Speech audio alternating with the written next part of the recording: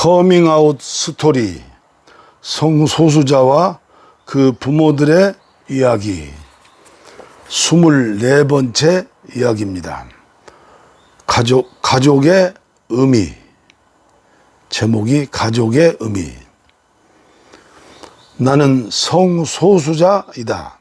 나는 젠더 퀴어 에이젠더이며 성적 지향은 아직 고민 중이다. 이렇게 설명하기 복잡한 성별 정체성과 성적 지향을 갖고 있는 나에게 가족은 특히 어렵다. 커밍아웃을 한다고 해도 어려움은 끝나지 않는다. 게이나 레즈비언 같은 성적 지향도 정확히 모르는 경우가 많은 부모 세대에게 나를 설명하는 것은 더 어려울 수밖에 없다. 더구나 가족의 의미는 가족 구성, 그동안의 관계, 지나온 삶에 따라 사람마다 다르다. 가족과 맺어온 여러 결의 관계 속에서 가족에 대한 나의 고민, 내가 경험하고 느껴온 가족의 의미, 가족에게 커밍아웃한 나의 이야기, 그리고 내가 성소수자 부모 모임에서 활동하는 의미까지 솔직하게 써보려고 한다. 폭력을 겪으며 나는 내가 성소수자임을 13살쯤 알게 되었던 것 같다. 내가 성소수자라는 사실을 인지하는 것과 내가 당사자임을 수용하는 것 사이의 간극은 나를 너무 힘들게 했다. 공교육에서 성소수자에 대한 개념을 접해보지 못한 나는 스스로가 무언가 남들과는 다른 듯한데 내가 남들과 다른 점을 수용하기엔 아는 것이 없었다. 만약 아는 것이 있고 그 알물 바탕으로 나를 긍정할 수 있었다면 내 삶은 달라졌을 것이다.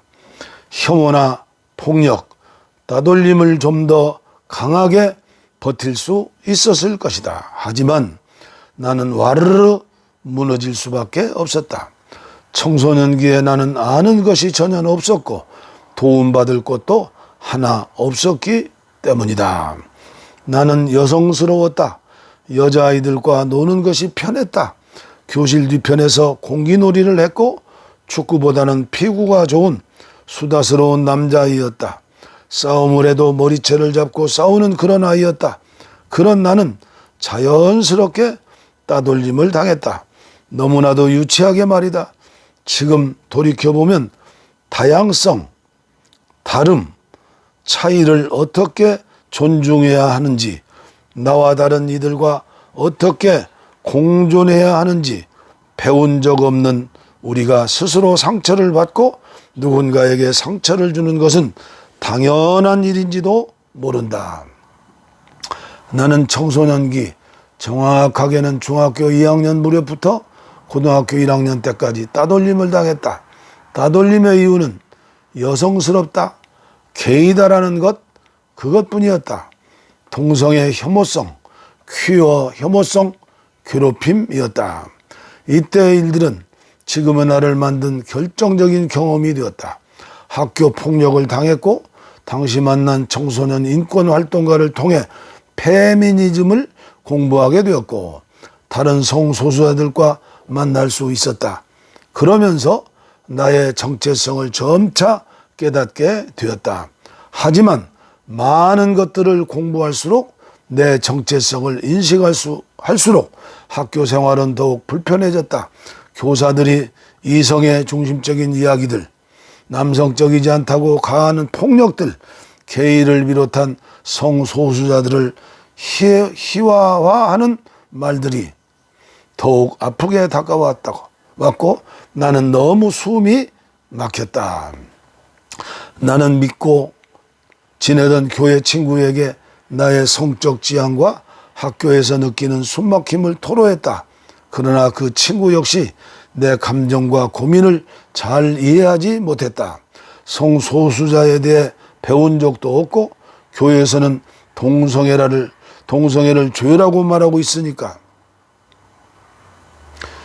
가로 닫고 다니던 교회에서 직접 언급하지는 않았지만 종교의 이름으로 동성애를 죄라고 말하는 언론에 노출된 그에게 이런 반응은 당연했다.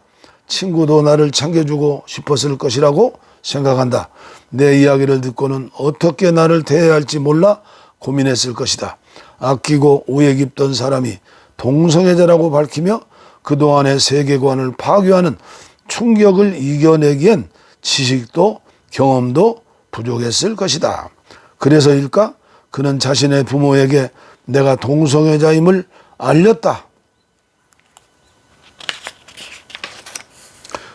독실한 기독교인이었던 그 친구의 부모는 이 사실을 교회에 알렸다. 당연히 교회는 뒤집어지고 난리가 났다. 새 사람 세울 것도 없었다. 나는 교회 중고등부 임원을 할 수 없게 되었고 나와 내 부모는 결국 교회를 옮겨야 했다. 교회를 옮긴 것은 큰 문제가 아니었다. 본격적인 문제는 그부터 시작되었다. 우리 부모도 독실한 기독교인이라는 것을 내가 잊고 있었던 것이다. 부모는 내게 폭력을 가했다. 동성애 하지 말라고, 왜 부모 망신을 시키느냐고 하면서 때렸다. 성적 지향에 대한 내 고민과 경험은 단순히 청소년기의 철없음으로 여겨졌다. 청소년이라는 위치가 그렇듯 내 모든 경험은 과도기적인 것으로 치환되고 지워져 버렸다. 폭력을 겪으면서 수없이 많은 감정을 마주했다. 부모라는 사람에게 내 성적 지향 하나만으로 이렇게 잔인한 말들을 들어야 한다는 것이 서러웠다. 내가 성소수자가 아니었다면 부모가 힘들 일은 없었을까 하는 생각에 자책감이 들고 자존감이 심하게 낮아졌다. 수없는 자살 충동에 시달렸다.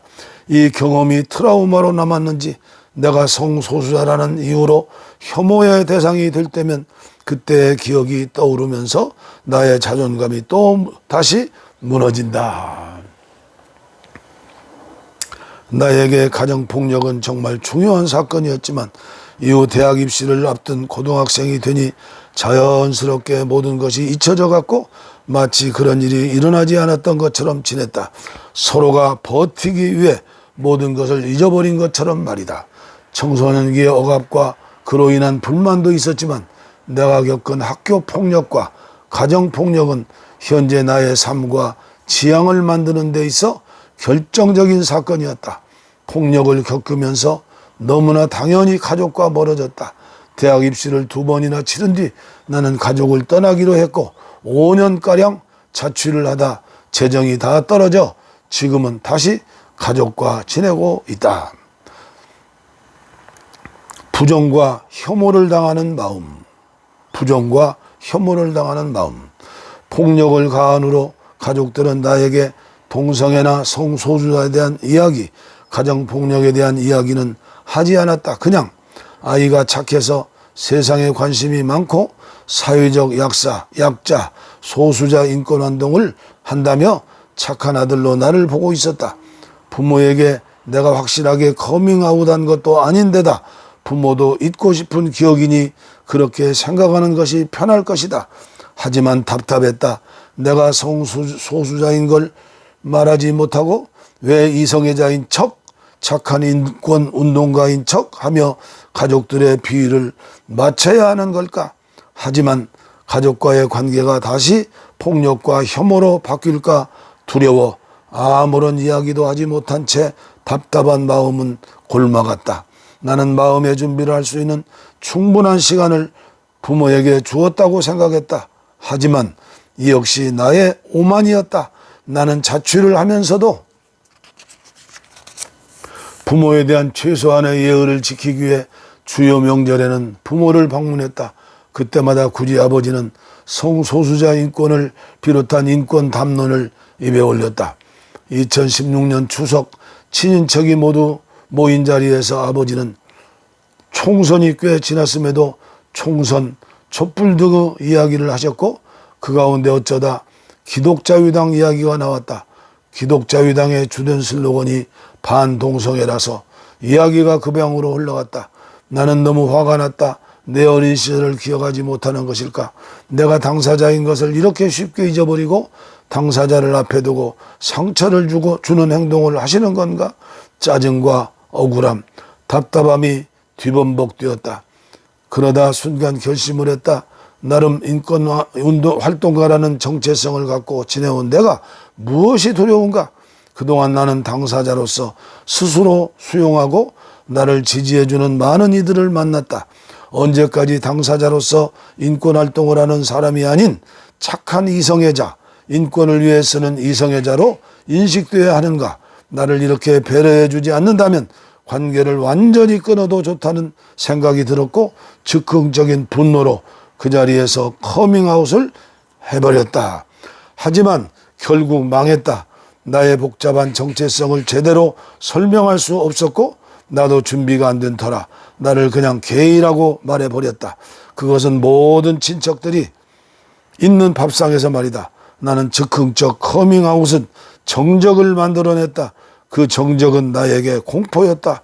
5분 정도의 짧은 시간이었음에도 나에게 그 시간은 그들이 내 존재를 부정할 말을 준비하는 시간, 혐오 발언을 준비하는 시간, 나를 또 무너뜨릴 말을 준비하는 시간인 듯 느껴졌다.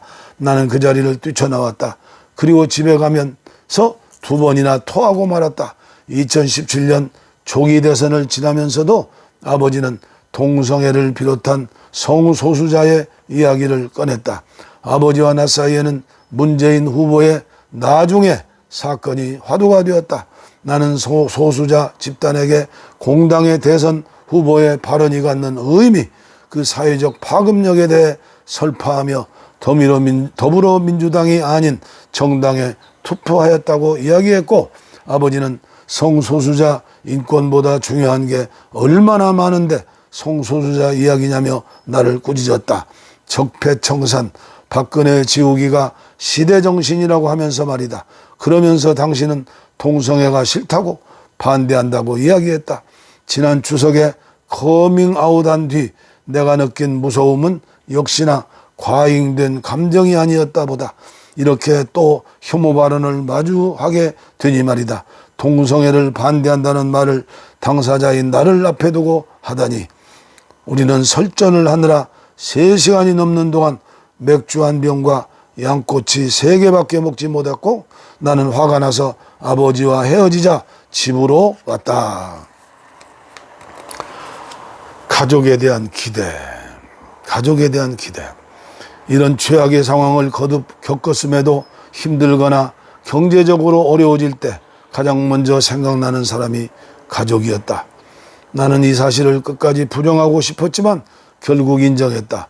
인정하게 되기까지 끊임없이 부정했다. 이 사실을 인정한다는 것은 나에게 폭력을 가했던 부모를 용서해버리는 것 같았고 그 폭력에 잠식당하는 느낌이었고 당시 끝내 저하지 못했던 나를 더욱 초라하게 만드는 것 같았다. 이렇게 나와 가족은 서로를 향한 감정의 갈피를 못 잡고 증오의 대상도 사랑의 대상도 아닌 그냥 그런 관계가 되어갔다.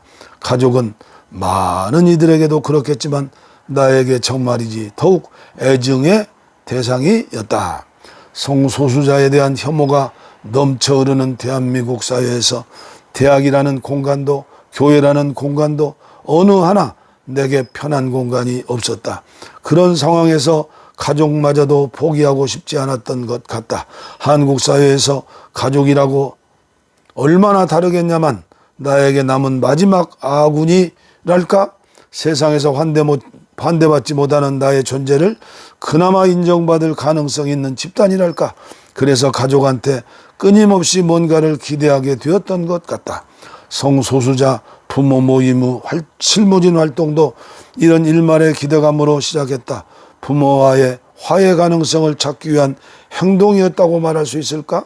나는 도대체 무엇을 얻기 위해 실무진 활동을 시작했을까? 아직도 미스테리다.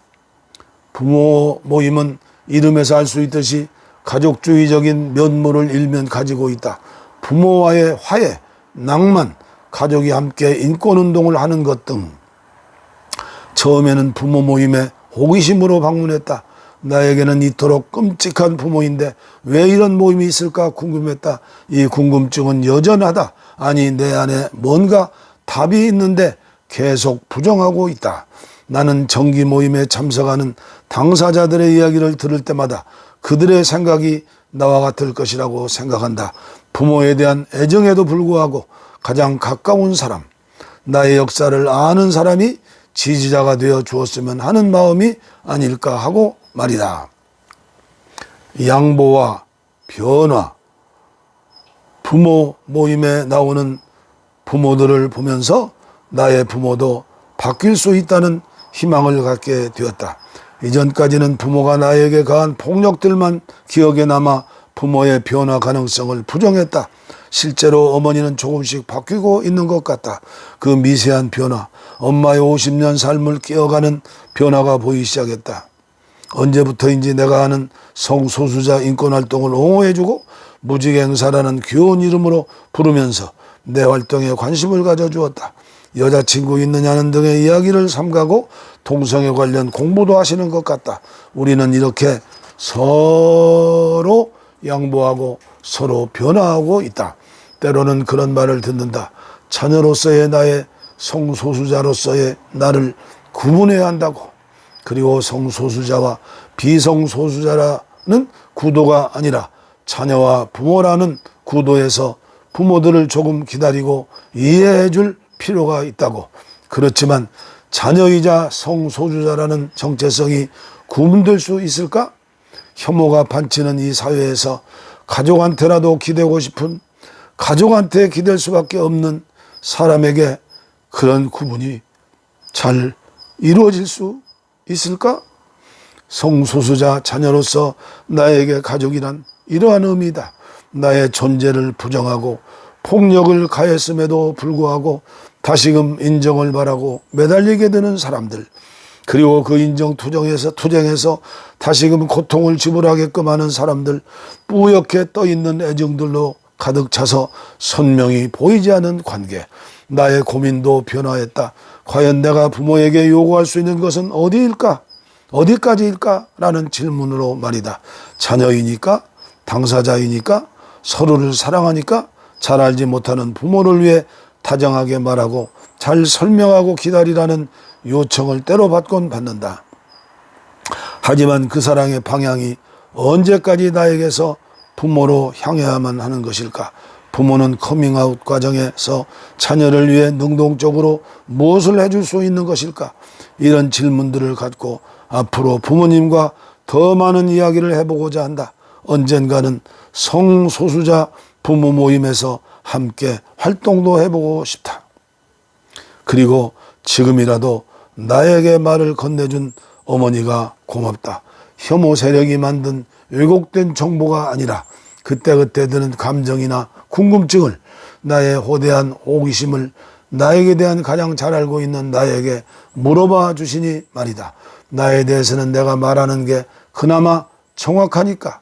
이런 감사한 마음으로 지금은 엄마 집에서 한 달 정도 같이 지내고 있다. 우리에게 더 많은 대화가 필요하다는 생각에서 말이다. 언젠가는 내 부모에게 이 사람이 내 애인이다라고 말하며 함께 명절을 보낼 그날을 생각해 본다. 고린도전서 13장 사랑의 송가를 읽고 싶네요. 사랑이 과연 무엇인가? 주님이 우리에게 원하시는 사랑. 고린도전서 13장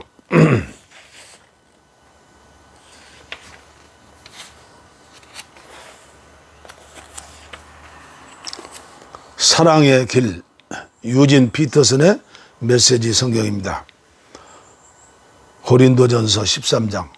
내가 사람의 유창한 말과 천사의 황홀한 말을 해도 사랑하지 않으면 나는 녹슨 문에서 나는 삐걱거리는 소리에 지나지 않습니다.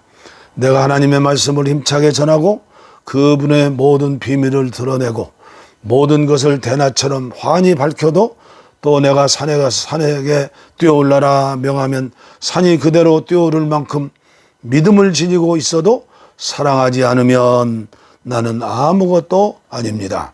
내가 가진 모든 재산을 가난한 사람들에게 나누어 주고 순교자처럼 불살라질 각오를 하더라도 사랑하지 않으면 아무 소용이 없습니다. 내가 무엇을 말하고 무엇을 믿고 무슨 일을 하든지 사랑이 없으면 나는 파산한 사람이나 다름없습니다. 사랑은 절대로 포기하지 않습니다. 사랑은 자기보다 다른 사람에게 더 마음을 씁니다. 사랑은 자기가 갖지 못한 것을 바라지 않습니다. 사랑은 뽐내지 않으며 자만하지 않으며 다른 사람에게 자신을 강요하지 않으며 내가 먼저야 라고 말하지 않으며 화내지 않으며 다른 사람의 죄를 꼬치꼬치 따지지 않으며 다른 사람이 비굴하게 굴 때 즐거워하지 않으며 진리가 꼽히는 것을 보고 기뻐하며 무슨 일이든지 참으며 하나님을 늘 신뢰하며 언제나 최선을 구하며 뒷걸음질하지 않으며 끝까지 견딥니다. 사랑은 절대로 사라지지 않습니다. 제 아무리 영감 넘치는 말도 언젠가는 사라지고 방언으로 기도하는 것도 그칠 것입니다. 이해력도 한계에 이르게 될 것입니다. 진리의 한 부분만 아는 우리가 하나님께 대해 말하는 것은 언제나 불완전합니다. 그러나 완전하신 그분이 오시면 우리의 불완전한 것들을 없애주실 것입니다. 내가 어머니의 품에 안긴 젖먹이었을 때에는 젖먹이처럼 옹알거렸지만 내 자라서는 그러한 어린아이의 짓을 영원히 버렸습니다. 우리는 아직 모든 것을 분명하게 보지 못합니다. 우리는 안개 한가운데 눈을 가늘게 뜨고 그 속을 들여다봅니다. 그러나 머지않아 날이 맑게 개고 태양이 환히 빛날 것입니다. 그때가 되면 우리는 모든 것을 볼 것입니다. 하나님께서 우리를 보시는 것 같이 모든 것을 또렷하게 보고 하나님께서 우리를 아시는 것 같이 그분을 직접 알게 될 것입니다. 그러나 그 완전함에 이르기까지 우리는 다음 세 가지를 행함으로 완성을 향해 나가야 합니다. 하나님을 꾸준히 신뢰하십시오. 흔들림 없이 소망하십시오. 아낌없이 사랑하십시오.